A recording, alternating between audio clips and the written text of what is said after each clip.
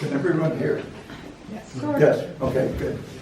I've noticed that there's a couple of important concepts everybody is talking about, and I was planning on talking about them too, but even though all of our papers have been totally different, these same concepts reoccur. Now, I'm only going to say a few things about Marx, but I want to say something about Groucho Marx instead of Karl. If you remember his show, You Bet Your Life, at the beginning they would give you a secret word.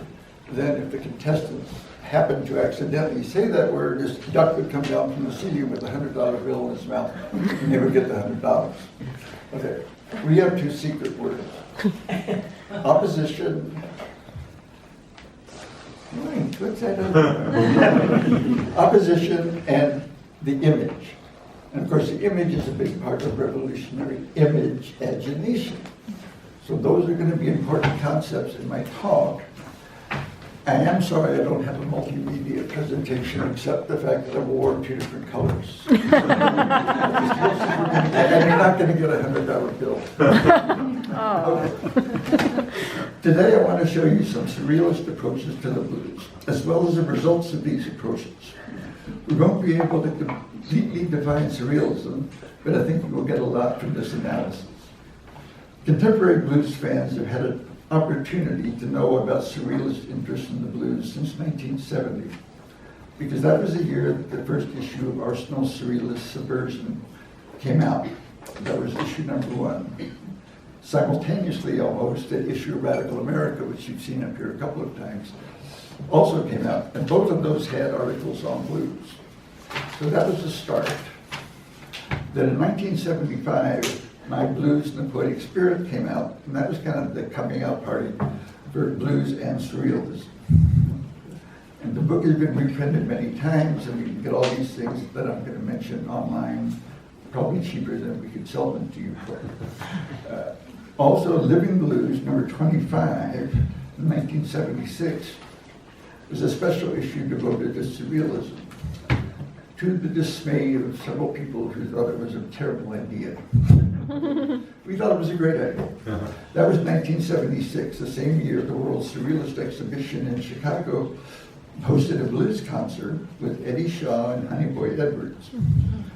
The show was also supposed to feature the comeback of Claude Smith, known as Blue Smitty, but Blue Smitty did not come back, and we never heard what happened.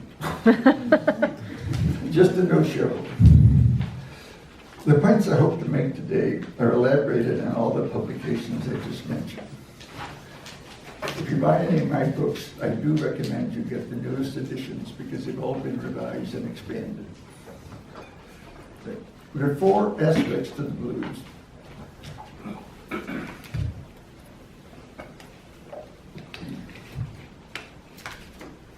Four things that drew the special attentions of the surrealists. This is going to be a compromised thing with my eyes, so we'll do the best we can. The first was the revolutionary potential of the blues. The second was the poetry in the blues. The third aspect was the way blues exposed certain psychological processes. And finally, we saw a common ground between surrealism and the blues. Some people have had trouble with the common ground idea, but the surrealists were the first people, the first Europeans anyway, to hail the triumph of the so-called primitive art from Africa and Oceania. The surrealists declared an immediate affinity to these strange objects, an affinity that I have heard best described as Senegalese surrealist Chictayenne Silla. Before I begin, remember that from the earliest days, the surrealists thought of their activity as a collective one.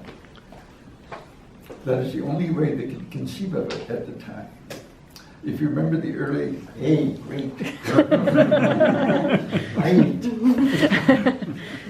If you remember the early surrealist practice of creating exquisite corpses, with each person adding a word to a sentence they didn't know, for the surrealists, the significance of that was the fact that it was a collective effort, not just to pose an unusual sentence.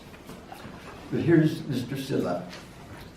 In the ecologically balanced tribal cultures of Africa, the surrealist spirit is deeply embedded in social tradition.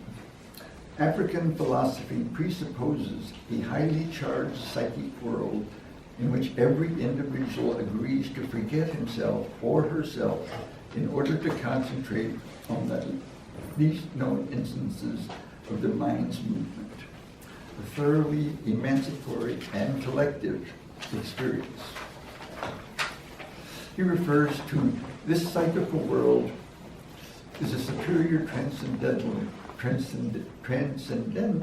of the real functioning of thought over ordinary reality, something that vulgar materialists can never perceive.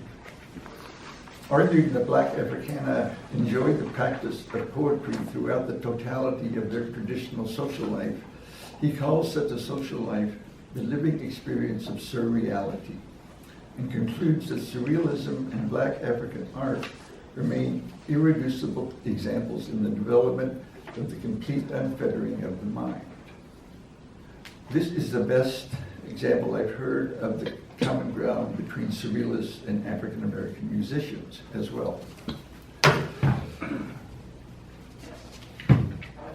Surrealism was founded by poets, but when surrealism came to the US, it was treated only as an art movement, not the poetical, psychopolitical experiment that it always has been.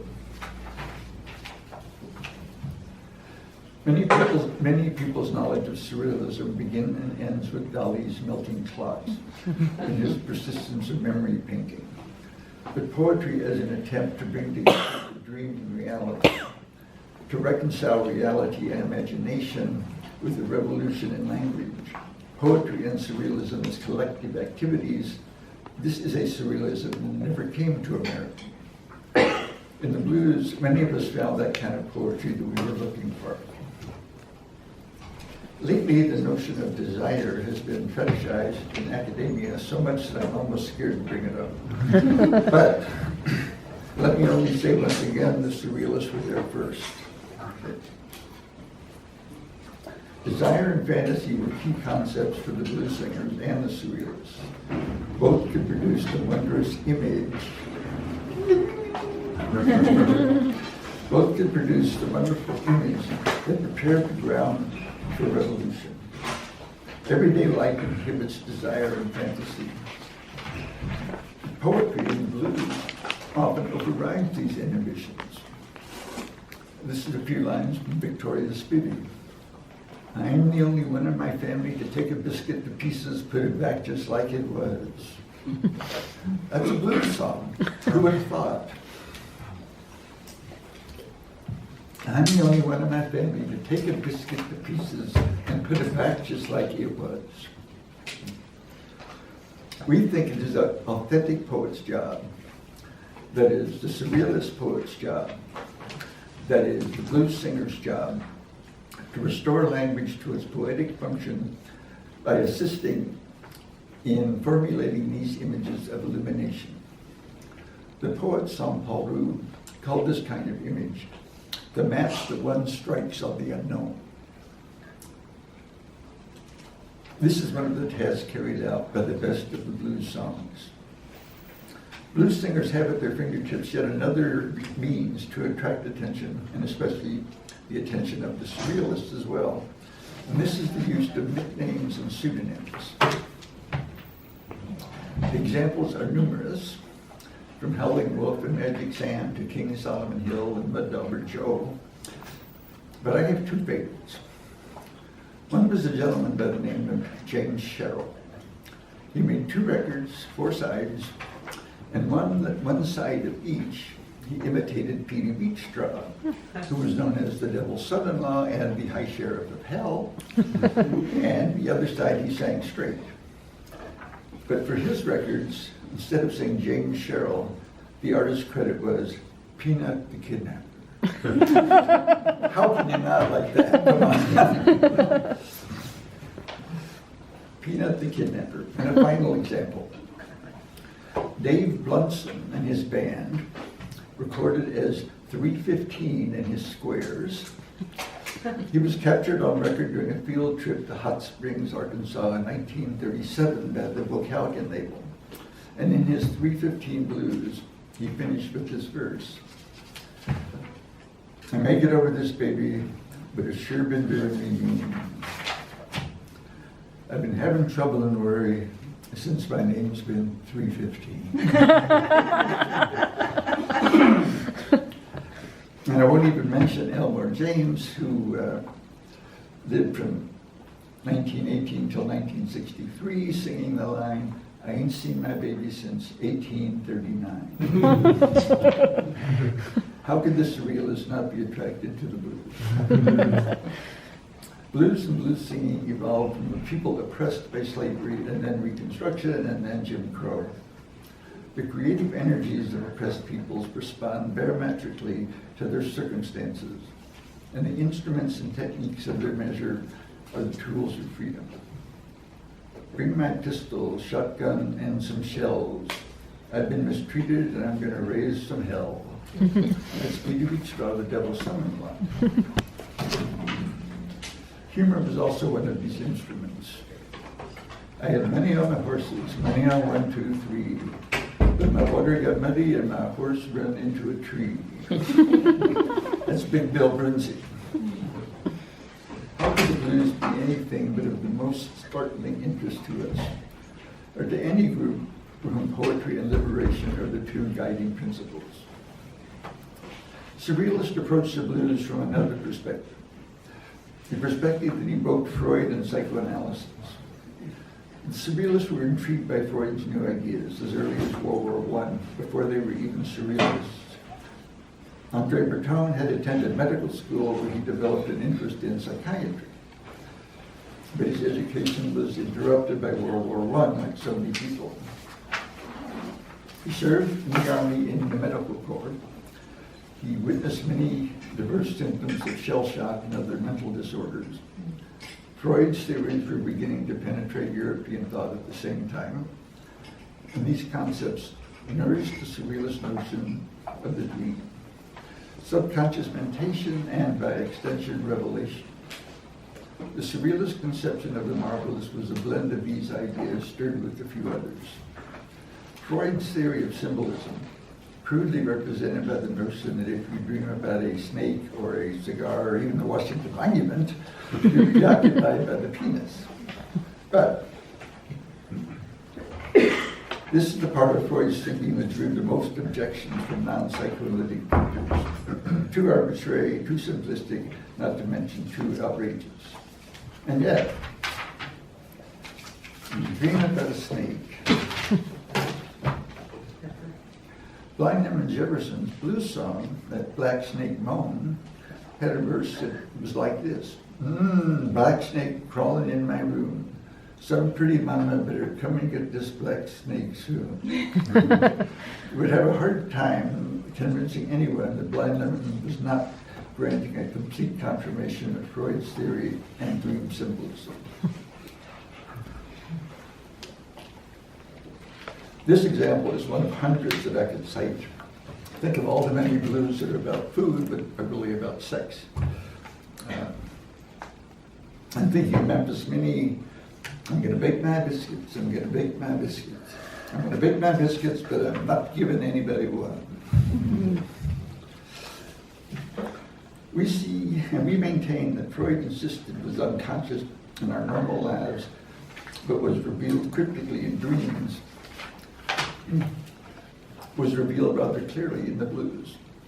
This same facility occurs in jokes and in folklore as well, and art itself has been said to reveal the forbidden wishes of mankind. But it's clear that part of the charm of the blues is that it does this in such a revealing way.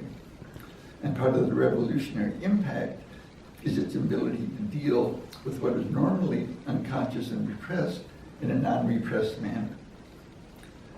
And as a side, I will just mention how incongruous it seems that one wholeheartedly accepts this explanation in a song, but refuses to believe it when someone says it was in your dream. No. Because of the manner in which it deals with material that is normally unconscious, we see the blues as a relatively unalienated art form, one that can give us insight into creativity itself. For example, you can investigate the whole question of how and why we gain pleasure from contemplating pain, that is, listening to an unhappy song. The blues seemed an example in which to analyze forces like these. In his psychoanalytic explorations in art, the analyst Ernst Chris gives a great example. A group of soldiers were dug in on a Pacific island, waiting for a Japanese attack that was certain to come. An officer heard voices coming from a foxhole, and he went over to investigate. There were 3 guys in the foxhole listening to a radio, a program about Marines waiting to be attacked. What was the idea there? He called this process the aesthetic disguise, the way that art can disguise reality to hide its true nature or its pain. The anxiety of waiting for an attack could be alleviated by experiencing the attack as art, as a pretense. Singing about being in jail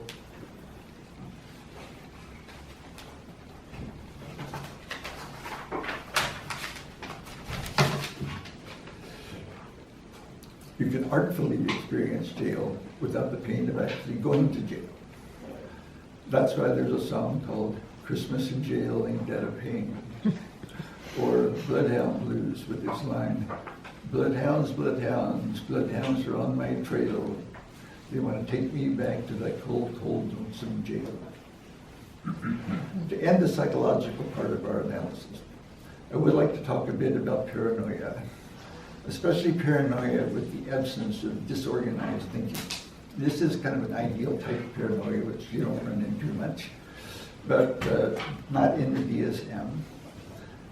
But in this case, you have a very stable delusional system, outside of which the personality is fairly normal. But once you touch on the delusional system, you're suddenly in another world. The surrealist seized this other world for self-cultivation, combining it with a special form of obsession and calling this the paranoia critical method. By dwelling yourself in such a system, that is, putting yourself inside it with your own delusional system,